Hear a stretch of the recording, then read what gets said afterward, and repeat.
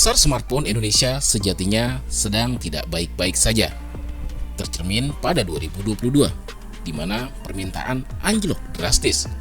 Sesuai laporan bertajuk Worldwide Quarterly Mobile Phone Tracker yang dikeluarkan IDC pada Februari lalu, permintaan ponsel anjlok ke titik terendah.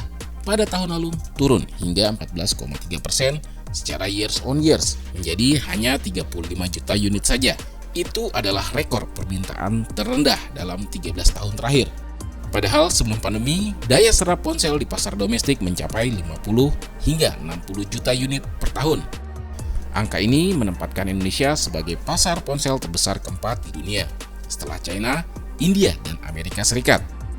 IDC menyimpulkan bahwa penurunan ini disebabkan oleh rendahnya daya beli masyarakat akibat adanya peningkatan harga barang seperti bensin dan komoditas termasuk ponsel, serta kurangnya pasokan smartphone pada segmen entry level akibat terbatasnya produksi chipset.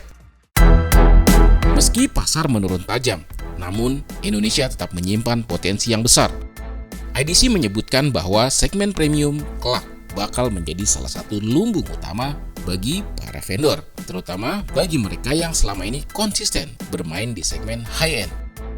Pasalnya, perangkat dengan harga lebih tinggi dalam rentang harga di atas 9 jutaan memiliki kinerja yang lebih baik sepanjang 2022, yang juga tumbuh di angka 36,9% secara years on years.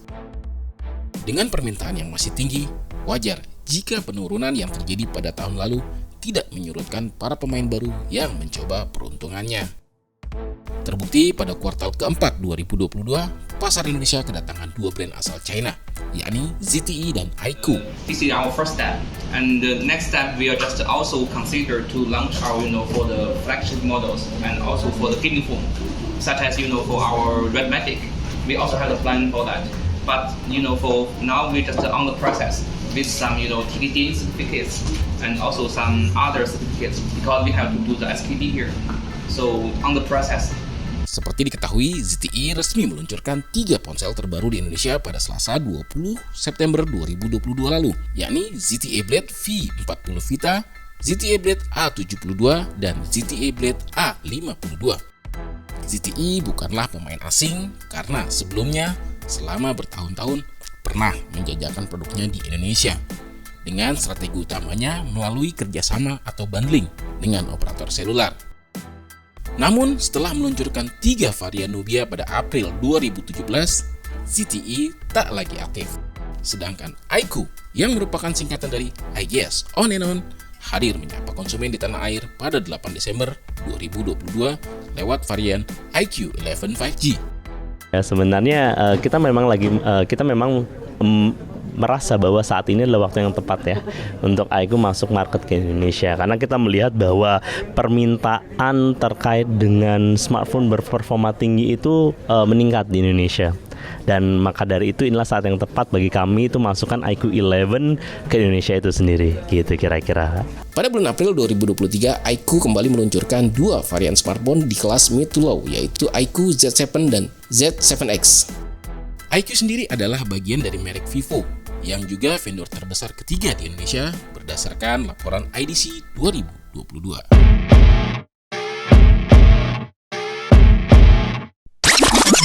Setelah ZTE dan iQOO, konsumen di Indonesia bersiap untuk menerima kedatangan pemain baru lainnya, yaitu OnePlus.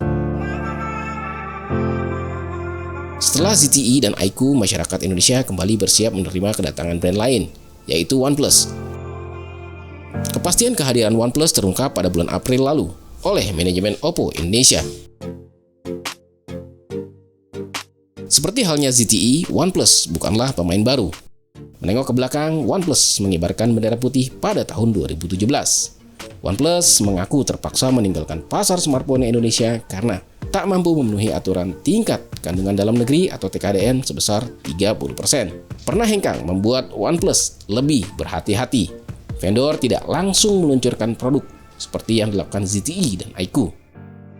Guna melihat respon pasar, OnePlus membuat survei seberapa banyak permintaan produknya.